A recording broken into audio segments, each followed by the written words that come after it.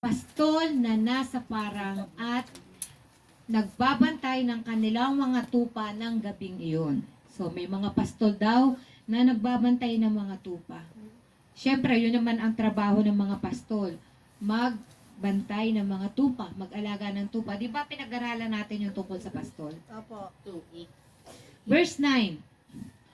Lumapit at tumayo sa kalagitnaan nila ang isang anghel ng Panginoon at nagliliwanag sa kapaligiran nila ang nakasisilaw na kaluwalhatian ng Panginoon. Ganoon na lamang ang kanilang pagkatakot. So, eto pala yung nagdala ng mensahe.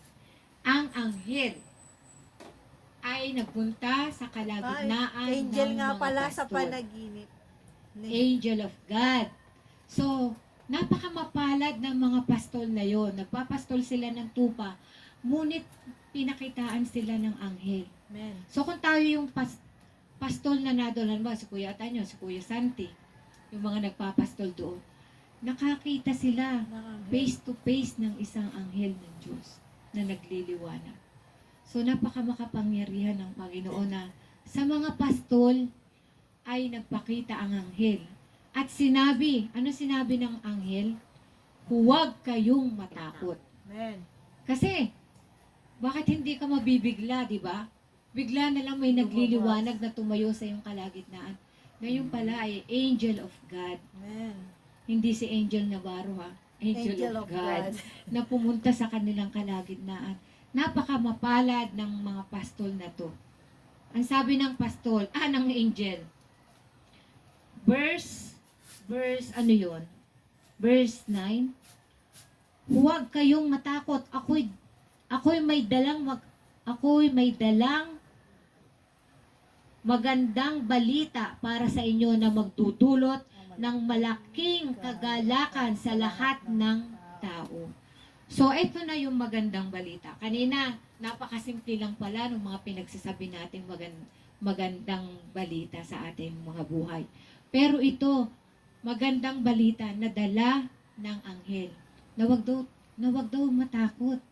Dahil ito ay ang Panginoong Hesus na ating tagapagligtas. Amen po ba? Amen. So, tandaan nyo yan ha. Sa verse Luke pala, nangusap ang anghel sa mga pastol. Huwag kayong matakot, ako'y may dalang magandang balita para sa inyo na magdudulot ng malaking kagalakan. So, may purpose yung magandang balita yon. Magdudulot ng malaking kagalakan sa lahat ng tao. Isinilang ngayon sa bayan ni David ang inyong tagapagligtas. So, yun yung tinatawag na Christ the Savior, ang ating tagapagligtas. Amen. Ang Kristong Panginoon. Verse 12. Ito ang inyong palatandaan. Matatagpuan ninyo ang isang sanggol na nakabalot ng lampin na nakahiga sa isang sabsaban. Praise the Lord. Amen. Nakakamangha, di ba? So, napaka-reliable nung nagsabi ng magandang balita. Hindi siya newscaster, hindi siya sina Jessica Soho, na kilala ngayon, sina Cara David, hindi yun. Kundi isang anghel. Reliable, hindi nagsisinungaling. So, ang isang magandang balita ay kaligtasan ko, kaligtasan mo, kaligtasan nating lahat. So, lahat ha, the world, kasama ang lahat.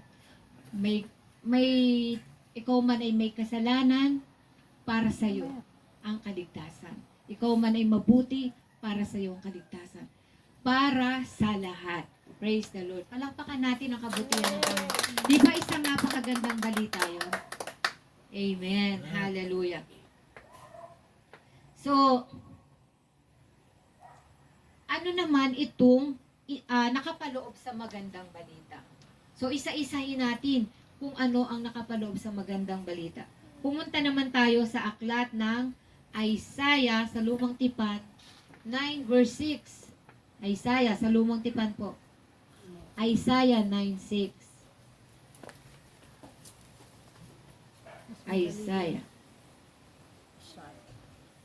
Isaiah 9 verse 6. Isa lang po ito pero mahaba. Sapagkat, nakita niyo na po, isinilang ang isang sanggol na lalaki para sa atin. So, inulit-ulit. Good morning po, Ate B. So, isinilang daw ang isang sanggol na lalaki para sa atin, para sa ating lahat. Ibinigay sa kanya ang pamamahala. So, ito ang nakapaloob sa magandang balita na yon. Isinilang sa atin ang isang sanggol sapagkat isinilang ang isang sanggol na lalaki para sa atin. Ibibigay sa kanya ang pamamahala. Number 1, tandaan nyo, kung may pangsulat kayo, sulat nyo. Ibinigay sa kanya ang pamamahala. The government will be on his shoulder. So, kaya pala isinilang ang Panginoon. May purpose na sa kanya. Una, yung ating nabasa kanina, para siya ay maging savior, tagapagligtas. Pangalawa, iniatang sa kanyang balikat ang pamamahala. So, magkaroon man, Kuya Lawrence ba yun? So, good morning, Kuya Lawrence. So, magkaroon man ng kaguluhan sa mundo, di ba? Nababalitaan natin yung gera sa kapwa bansa sa kapwa bansa. Pamamahalaan niya ng Panginoong Hesus. Siya ang may karapatan niya na ayusin. Dumating man ang gerahan sa, saan ba may mga gerahan? Sa Russia, sa Ukraine, patuloy ang gerahan doon, nagkakaroon lang sila ng ceasefire. Pero, nasa Panginoon pa rin ang pagpapaayos, pagpapa-stop kung kailan, sa kanyang perfect time kung kailan. Ang Panginoong Hesus ang magtatapos ng lahat ng kaguluhan na yan. Kaya sabi, the government will be on his shoulder. Nasa kanya ang pamamahala. Kung ikaw ay isang pangulo ng bansa, nasa iyo ang pamamahala ng bansang Pilipinas para mapaayos mo ito. So, binigyan ka ng karapatan, inappoint ka ng Panginoon na pamunuan mo, halimbawa ni President Marcos, pamunuan mo yung bansang Pilipinas. Pero ang Panginoong Hesus, bansa sa lahat ng bansa, kaya niyang pamunuan. Dahil inappoint yun sa kanya ng Panginoon. Amen po ba? So, ang Panginoong Hesus ay ibinigay sa kanya ang number 1, pamamahala. The government will be on his shoulder. So, tandaan ninyo, may awayan man ang Russia, Japan. Yun daw Russia at Japan, since World War II pa, peace treaty lang ang meron. Yung usapang kapayapaan lang. So, hindi pa rin sila okay. Nakakapagkaroon lang ng kapayapaan dahil may pag-uusap, may peace treaty. So, doon sa bansang Israel, Syria, ay patuloy pa rin ang awayan sa bansang yun. So, nakakalungkot dahil nag-aawayan sila. Pero, itong end times na to, nasusulat yan, ang Panginoong Hesus pa rin ang mag-aayos ng lahat. So, maging panatag tayo dahil dadating yung panahon na yung mga labanan ng kapwa bansa ay matatapos din. Amen po ba? Amen. The government will be on his shoulder. Napakakapangyarihan ng Panginoon, di ba? Mapapa-stop niya ang gulo, ang gera sa kapwa bansa sa kapwa bansa. Kaya salamat tayo. Wala tayong kalabang bansa. May mga nakaabang man, maging mapanalanginin tayo. 'Di ba yung China, gusto nilang sakupin yung ano ba 'yon? Yung West Philippine Sea. So, parang pag-aari ng China yung lugar na 'yon. Pero wala namang ibang may-ari nung kundi ang Panginoong Hesus. Kasi sabi nila nasa border daw nila 'yon. Parang itong regalong ito nasa part ng China kaya kanila 'yan. So kung naaabot ng borderline ng isang bansa, sinasakop nila, kanila daw 'yon. So ayaw naman pumayag ng Pilipinas dahil sa Pilipinas naman daw 'yon. So, bakit ba ayaw pumayag ng Pilipinas, Kuya Sandy? Malapit sa atin. mas malapit naman sa atin. So, idaan natin sa panalangin na huwag magkakaroon ng gera.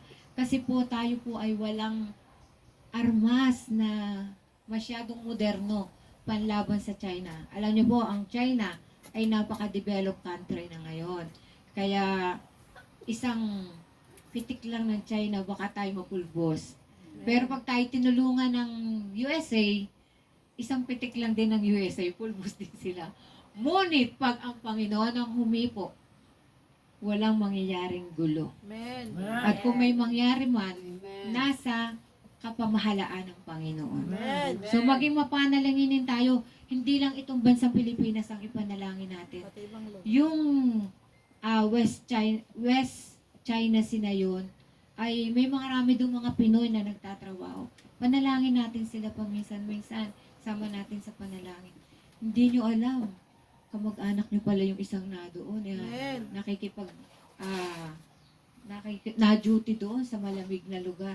Para lang proteksyonan yung mga bagay-bagay na tungkol sa pag-aari ng Pilipinas at pag-aari daw ng China. So, hayaan natin ang pamamahala ng Panginoon ay laging manguna sa buhay ng mga bansa. Hallelujah. So, nasa pangalawa na tayo.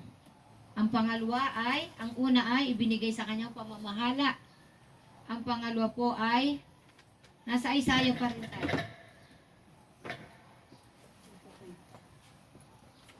Basahin nyo nga po Isaiah 9:6. Nang malakas, sino po? Ano po? Isaiah 9:6. Opo. Sapagkat isinilang ang isang sanggol na lalaki para sa atin, ibibigay sa kanya ang pamamahala at siya ay tatawaging kahangahangang tagapayo. O, doon na lang po. Doon na lang. Praise the Lord. Amen. Ang pangalawa po, at siya ay tatawaging kahangahangang tagapayo. So, isa-isahin natin na minsan nababasa natin, hindi natin alam, napaka-meaningful pala nung mensaheng ito tungkol sa Panginoong Hesus. Una, tagapamahala. Pangalawa, kahangahangang tagapayo. So, wonderful counselor. So, kailangan natin ng tagapayo. Lagi natin kailangan ng tagapayo, di ba? Pag may problema tayo, kailangan natin tagapayo. Amen. So walang ibang best na tagapayo kundi ang Panginoong Yesus. Ang sabi nga dito, wonderful. Ano ba yung wonderful sa Tagalog? Besanti. Kahanga-hanga. So, kahanga-hangang tagapayo. Kung kukuha ka na rin lang ng tagapayo, wala pang bayad. Pag sa attorney ka pumunta, pumapatak ang metro niyan. Pag may pinapayo ka tungkol sa lupa, ito pa lang tungkol sa buwis, may halaga na yan. Dagdagan mo pa ng issue tungkol sa pamana, another bayad na naman. Unahin natin ang Panginoon. Bibigyan niya tayo ng bright ideas pag tayo lumapit sa Panginoon. Kaya ano sinasabi dito? Kahangahangang tagapayo, wonderful counselor. Sabi dito, may kwento dito, sa John 8:11. Buksan nyo nga po, sa Bagong Tipan, John 8. John 8. Pakibasa po. Maganda po itong kwentong ito. John 8, wait lang po. Basahin ni Ate Erwin.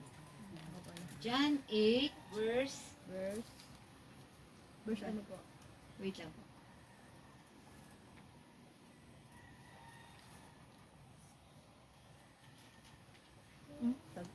John 8, verse...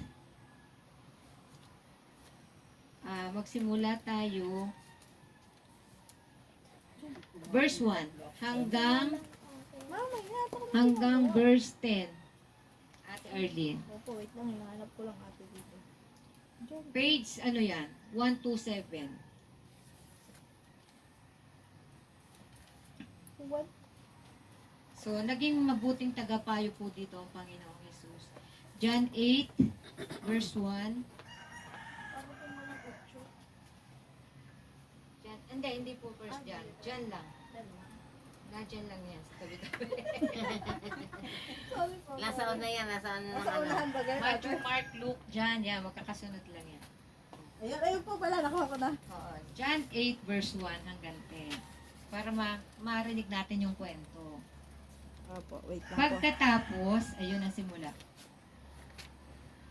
Pagkatapos nito, Yan. umuwi na ang lahat. Si Jesus naman ay pumunta sa bundok ng mga Olivo. Verse 2, kinabukasan, maaga pa'y nagbalik na siya sa templo. Lumapit sa kanya ang lahat, kaya't umupo siya at nagsimula siyang magturo. Verse 3, Amen. dumating noon ang mga taga-pagturo ng kautusan at mga pariseyo na may dalang isang babaeng nahuli sa pangangalo niya. Ang ano niya. Iniharap nila ito sa karamihan. Verse 4. At sinabi kay Jesus, Guro, ang babaeng ito'y nahuli sa aktong nangangalo niya. Ang ano niya. Verse 5. Ayon sa kautusan ni Moises, dapat batuhin hanggang sa mamatay ang mga katulad niya. Amen. Anuman ang sinasabi ninyo, 6, itinanong nila ito upang subukin siya at nang may maiparatang sila laban sa kanya. Amen. Ngunit yumuko lamang si Jesus at sumulat sa lupa sa pamamagitan ng daliri. Verse 7, patuloy sila sa pagtatanong kaya't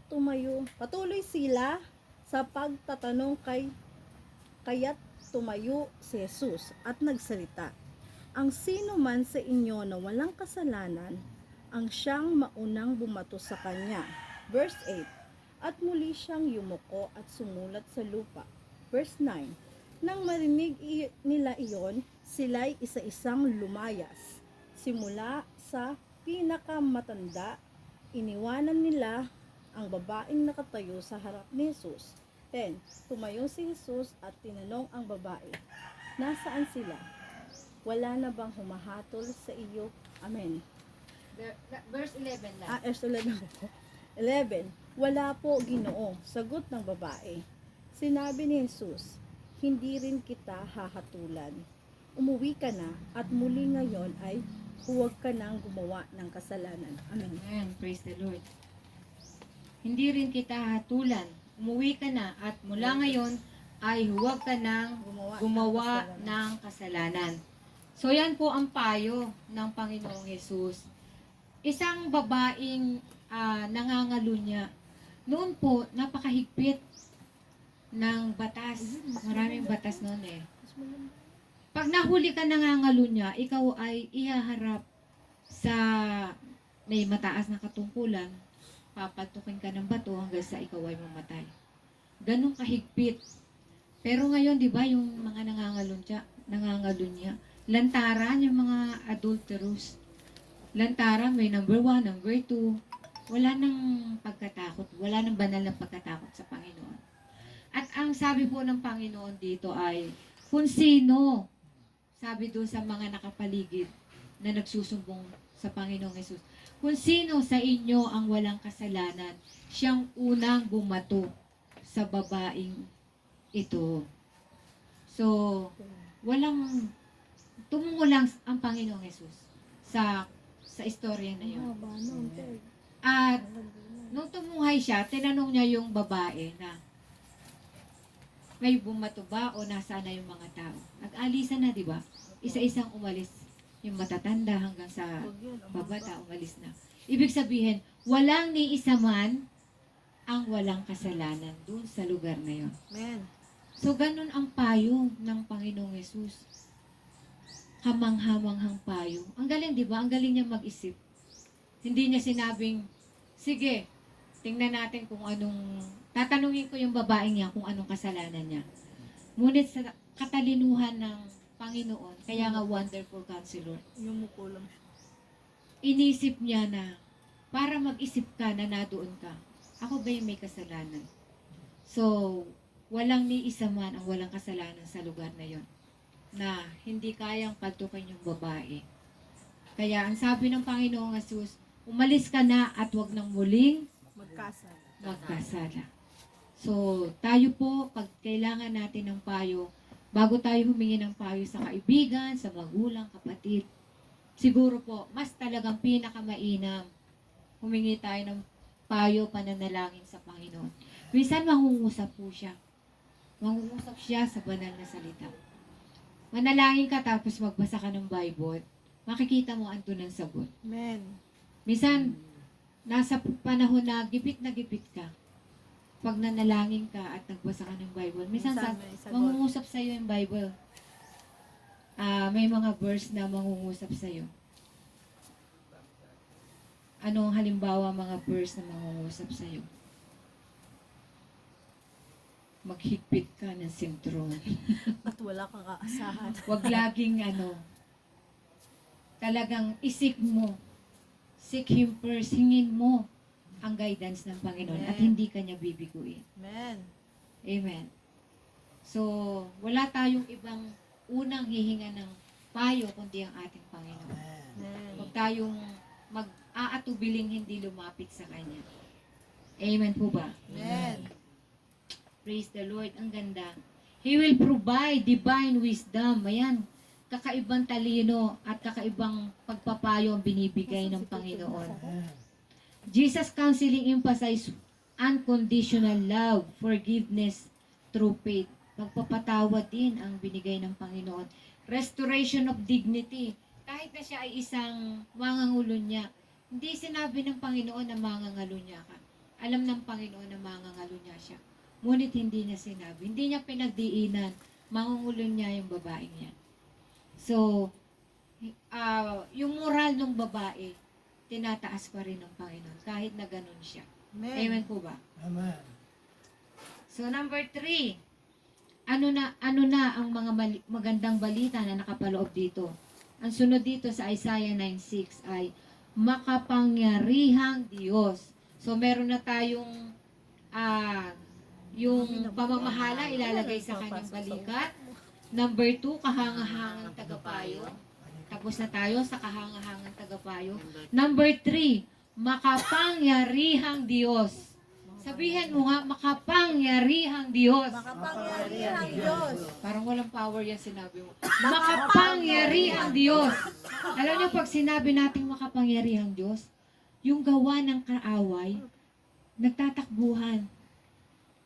Parang allergy sila sa salitang yon. Powerful God. Ang ating Panginoong Diyos ay powerful God. Hindi pa ba makapangyarihan sa iyo ang Diyos na nagpagaling sa iyo?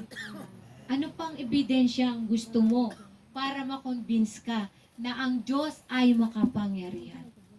Pinagaling ang bulag. Sabi sa Bible, since birth bulag, pinagaling niya.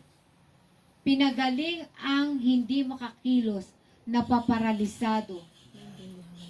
Pinagaling ang ketongin nung panahon ng Panginoon, yung ketongin ay hindi pag gumagaling yon. Kinatatakutan nilang lapitan, baka sila mahawa. Bumuhay ng patay.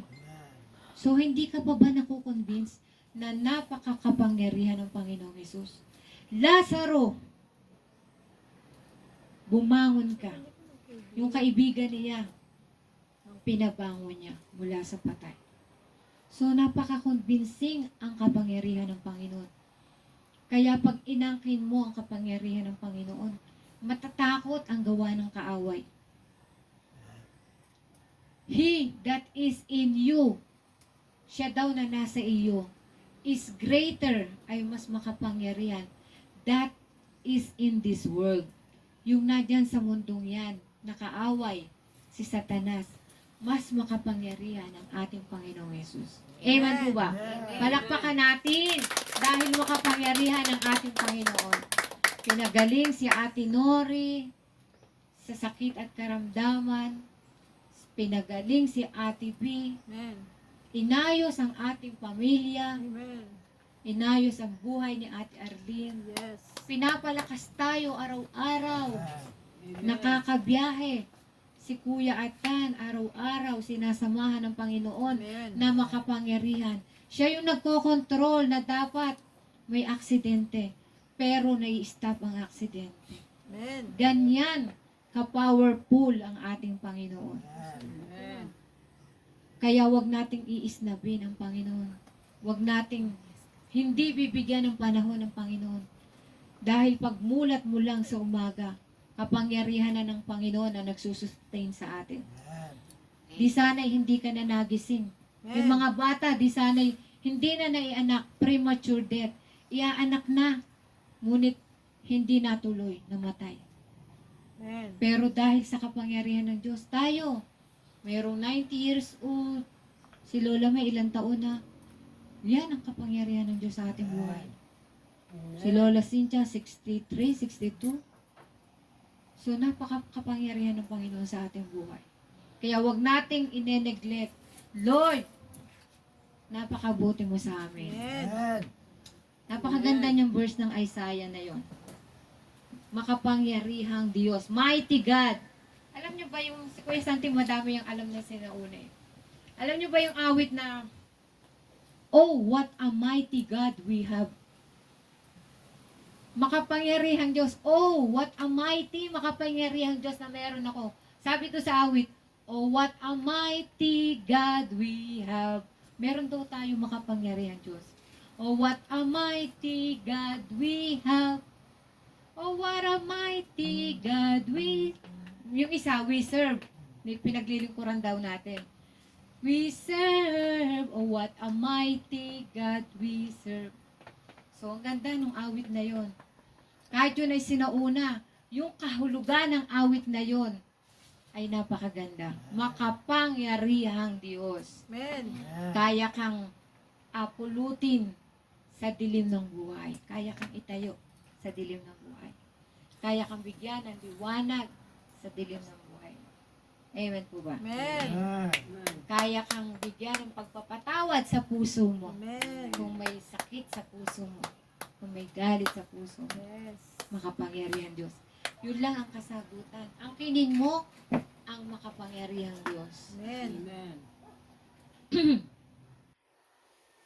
Bumubuhay ng patay. Ito yung mga verse kung gusto niyo lang isulat. Bumubuhay ng patay sa John 11, 43, 44 yun. Kay ano yun? Sino na yun? Lazaro. Nagbibigay, last, sa makapangyarihang Diyos, nagbibigay ng kaligtasan. Naalala niyo ba ang kwento ni Sakeo? Yung maliit na tao. Maedad na yun. Siguro kasi baka mas maliit pa kay JC. Maliit na tao. Makakasilaki ni Jezreel. Pero, matalino yung taong yun. Naglilingkod yun sa government. Tax collector yun. Sakim siya, yung tax ng tao, dinadagdagan niya para yumaman siya. Nung nakilala niya ang Panginoon, nagkaroon siya ng kaligtasan. So, ayun ang makapangyarihan Diyos. Bibigyan ka ng kaligtasan. Tayo, binigyan na tayo ng kaligtasan. Sure ba kayo na binigyan na tayo ng kaligtasan ng Panginoon? Amen. Yes, tayo po ay isa ng born again. Nung nakilala natin ang Panginoon, nagkaroon na tayo ng kaligtasan. So, ganun ang experience ni Sakeo. Binigyan siya ng kaligtasan ng Panginoon, ng makapangyarihang Diyos. Amen. Amen. Amen. May tumutunog na sasakyan. Kuya Rudy. Kaya mo na iminom ng tubig. Wakatulog yan ni na Kuya Rudy. Siguro, basta ganyan motor ko, Jarodi yan. Kuya Rudy yan. Kilala ko motor ng mga yan eh. Kahit nakatalikod. No, basta, So bago matapos ay umabot po sila. Napakalayo po ng kanilang pinanggalingan. San Crispy. San Crispin. So, gusto nilang makijoin sa atin. Pasok po muna at dadaan ang limousine. So, nasa makapangyarihang Diyos na po tayo. Hindi na yan. Nilagay. Praise the Lord. Para meron mga Number ano na tayo? Number 4. 5 lang po ito. Hi, good morning, ate. Ate Celine, good morning. Oh, tabo. Ay, taba. Bigay mo. Ate B. Uy, ang taba. Ayun pa, isang little cute girl. Isa-isa silang nagsusulputan. Wow, sexy. Ang cute, pulang-pula. Ayan, TV, basahin mo yan. Oh, yan. Oh. Ang cute naman ni ate. Tabi na ate. So, hintayin lang natin silang Hi, makapasok. baby. Hi. Celine, Ang taba naman ni ate, ano? tumaba siya. Para kang ano, yung hilig kang kumain, ate, ano? Nabahura. Ano nga pangalan niya? Nalimutan ko. Selena. At saka, anong pangalan niya ate? Celestine. Si Selena at si Celestine. Kasama si Nino? Selena, kasama si Nino? Kasama si Lolo? Tumabingi. Ay, tumawagin. Kakaayos lang tumabingi uli yung gulong. Ay, kasi pangit ang daan. Ah, nabahura. Nandun si daddy, nandun natin si Kuya. Nandun sila kay Tanti. Binubuhat. Tawag ka. Aba naman. Kinaati kinaati B masyado naman. Ano, mahirap na dito ang lupa. Lalo na pag-akyat po, yung Kasi dito. gawa nito matandaan sa rarang na. Sobra na Ang dami kasi nakabara doon. Pero kung maganda tong daan na to, yung isang to, ayos sana. Dire-dire. Eh kaso, inaharang na Nasaan sila? Nasaan silang lugar? Pwede tayo makidaan sa kanila. Pwede po, sinubukan na yun. Oh. Eh, lagi pong Ay, ganun. padaan. Kailangan nila atin. Kinausap na si Neno ni Ate Gloria. Ano atin orin? Hindi sinarahan. Oh. May nakaharang na Nakaharang na. bakal. Ay kailangan doon ng 4 na taong magbubuhat. Saan galing yung bakal? Ewan ko. Wala, layo na nila. Selena! Ayun na, naglalakad na. Sa details, naglalakad na. Doon na lang siya sa malaking upuan. Ano?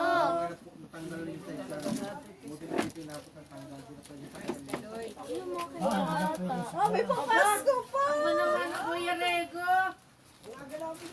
Selena! Ang aga niyo po. Nasabugan kami ng gulo. At talaga din ang ayaw kong paatinin-din eh. Ang ganda pa naman ang suot Good morning mo. po sa ating bisita. Hayaan nyo, sagot naman kayo sa putik na yan. Diyan mo muna ilagay mo. May natin pasok. Ate Juliet. Sa atin. Ay, sanay na andun si Kuya K-pop. Sa shop.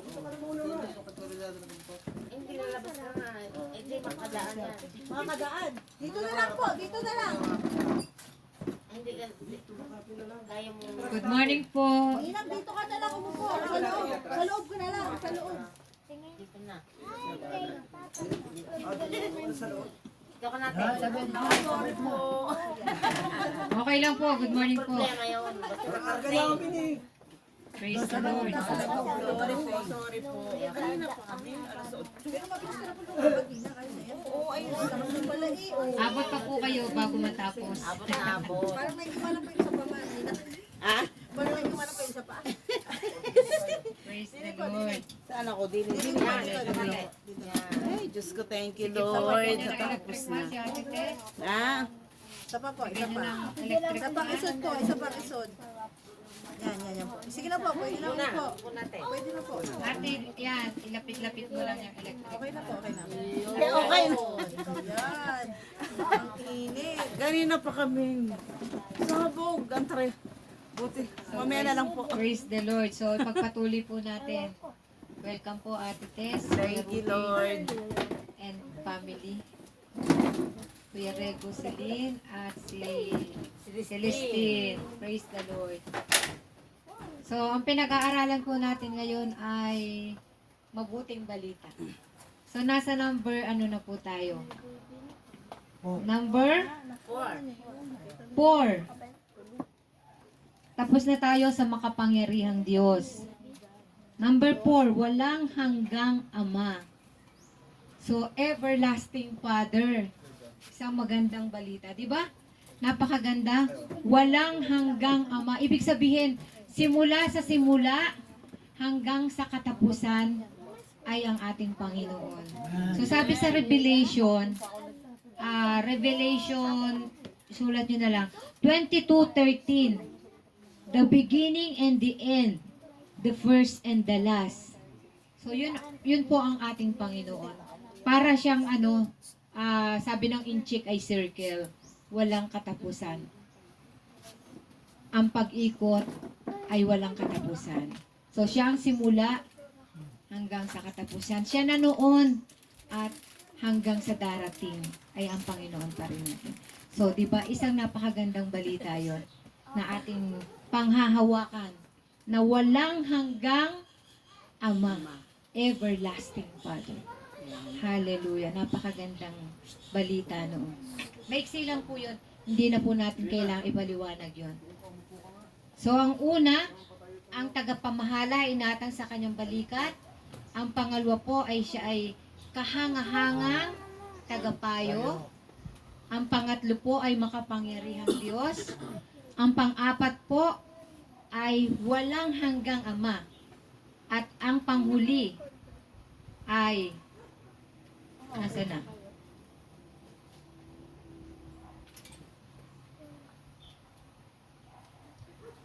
Prince of Peace. Praise the Lord. Siya po ang prinsipe ng kapayapaan. Bigyan ko lang kayo ng supporting verse.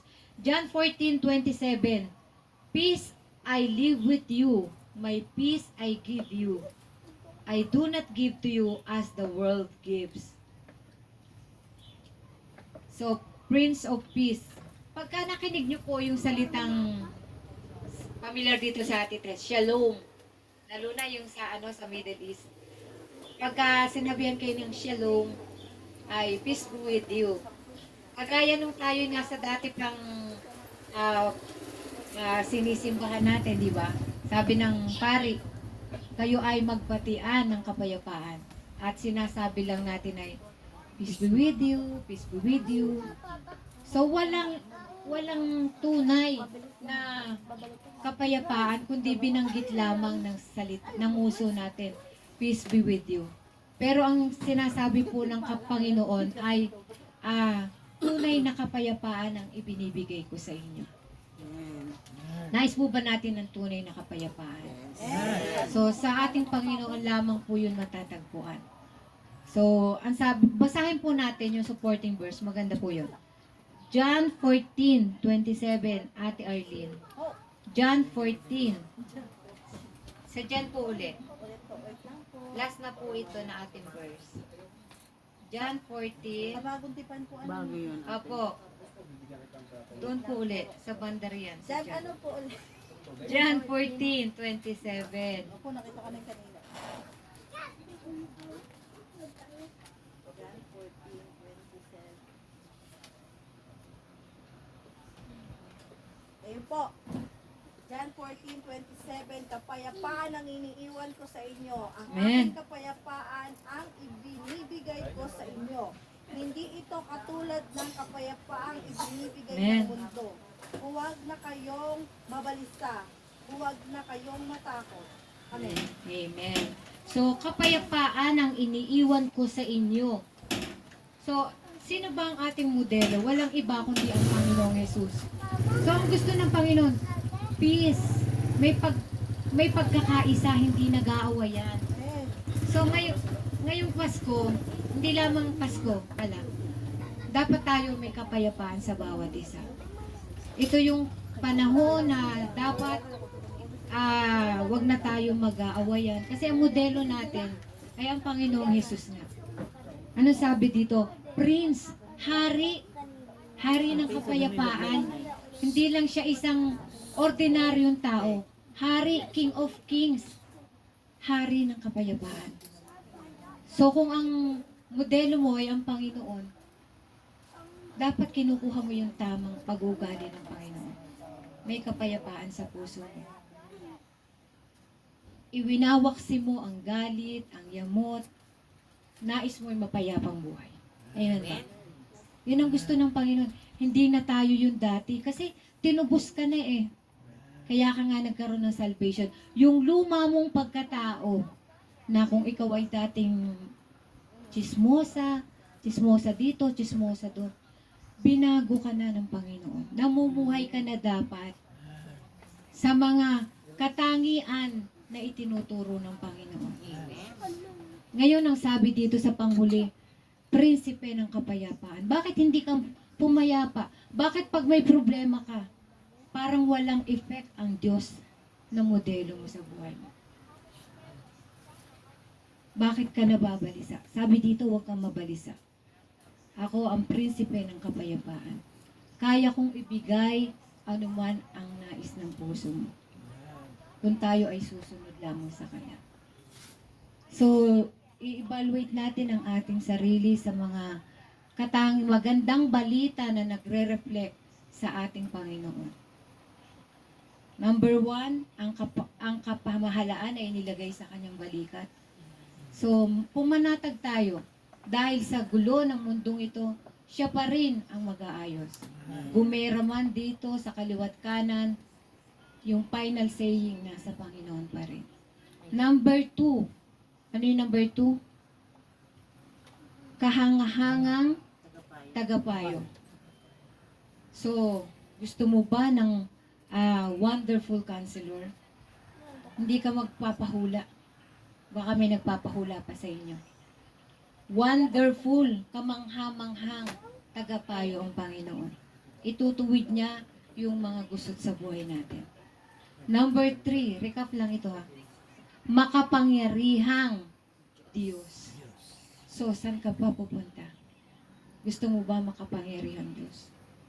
Mighty God we have. Oh, what a mighty God we have. May Diyos pala kaming makapangyarihan. Kayang magpagaling. Si Ate Tess, cancer-free. Kaya yan, Meron na naman. simple na lang yan sa Panginoon. Na rin po. Sa makapangyarihang Diyos na meron tayo. Oh, what a mighty God we have, na ang sakit ay kayang tunawin. Amen. Ang patay kayang buhayin. Amen. Si Lazaro pinabang sa libingan. Dahil may nais siya, mahayag ang kapangyarihan niya. Hallelujah. Ang bulag, binibigyan ng paningin. Ang paralisado, pinapalakad. Ang walang laman ng bulsa, hindi kaya kayang lagyan? Siksik, liglig, nag-uumapaw. Ayan ang kapangyarihan ng Panginoon. Napakaraming karakteristik ang Panginoon. Ngunit minsan nalilimutan natin. Nababaliwala ang kapangyarihan ng Diyos na napako sa krus. Kaya nga sabi, kaligtasan ang inaalay ko sa iyo. Ngunit yung kaligtasan na yung minsan nalilimutan natin. Kaya dapat natin alalahanin lagi. Ito pala yung magandang balita na nakapaloob sa Isaiah 9:6. Hindi pwedeng mabaliwala ang kabutihan ng Panginoon. At sa panghuli, anong sabi? Prinsipe ng kapayapaan. Ang nais ng Panginoon, ang huling inihahabili niya sa atin, pumanatag ka, pumayapa ka. Ako ang gawin mong modelo. Ayoko ng basagulera ka. Ayoko na may kaaway ka. Paano ka makakapagdala ng kaluluwa kung mananatili ka sa dating ikaw? Prince of Peace. Palakpakan natin ang Panginoon. Hallelujah. Napakabuti ng Panginoon. So magtatapos po tayo sa isang verse na favorite ng karamihan.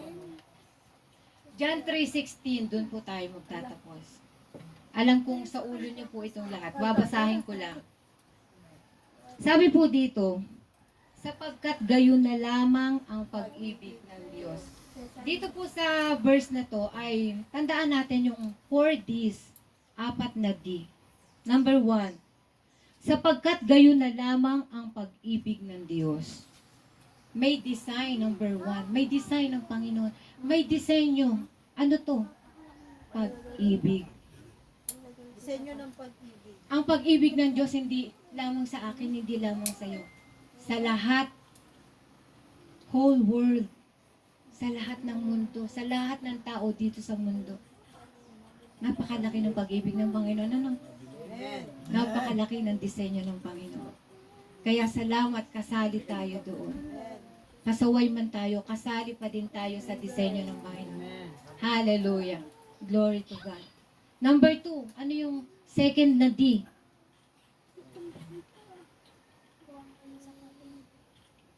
Sapagkat gayon na lamang ang pag-ibig ng Diyos sa sangkatauhan, kaya't ibinigay niya ang kaisa-isang anak upang ang sinumang sumampalataya sa Kanya ay hindi mapahamak. Tatapusin ko na. Kundi magkaroon ng buhay na walang hanggan. So, ang pangalawa ay letter D, duty. So, ano ang ating duty? So, kailangan tayo sumampalataya. Sabi doon. Ang sino mang sumampalataya. So, dapat manampalataya tayo. Hindi lamang natin sasauluhin yan, ay, ligtas na ako. Hindi. Sumampalataya daw tayo. At ang number 3 na D ay danger. Upang huwag kang mapahamak. Perish. Huwag kang mapahamak. Yun din na yun, yung danger. Ay ano? Ang sabi sa huli, kundi magkaroon ng buhay na walang hanggan. Ano yung last na D? Destiny. Ang destiny mo at ako, kapag tinanggap natin ang Panginoon, ay everlasting life. Hallelujah. Napakaganda, di ba? Ito daw yung puso ng Bible. So, tatandaan natin na ang disenyo ng Panginoon ay pag-ibig. Ano yung pangalawa? Duty. Duty, kailangan mong sampalatayaan ng Panginoon. Sumampalataya ka. Yung faith. At ang pangatlo, ano? Huwag kang mapalagay sa kapahamakan. Danger. Kasi, kung hindi ka, upang hindi ka mapahamak, kailangan sasampalatayaan mo siya. Amen. At para magkaroon ka ng buhay ng walang hanggan, yun ang destiny na patutunguhan natin. Di ba napakaganda? So, yun po ang meaning ng John 3:16. Ang pagmamahal ng Panginoon ay gayon na lamang para sa ating lahat. Hindi lamang para sa Christmas season, kundi sa lahat ng season ng panahon, malaki ang pag-ibig ng Panginoon. So, salamat po sa Panginoon. Tayo po ay tumayo at manalangin. Tayo po ay magwawakas sa panalangin sa kabutihan ng Panginoon. So, meron pa tayong backup music ng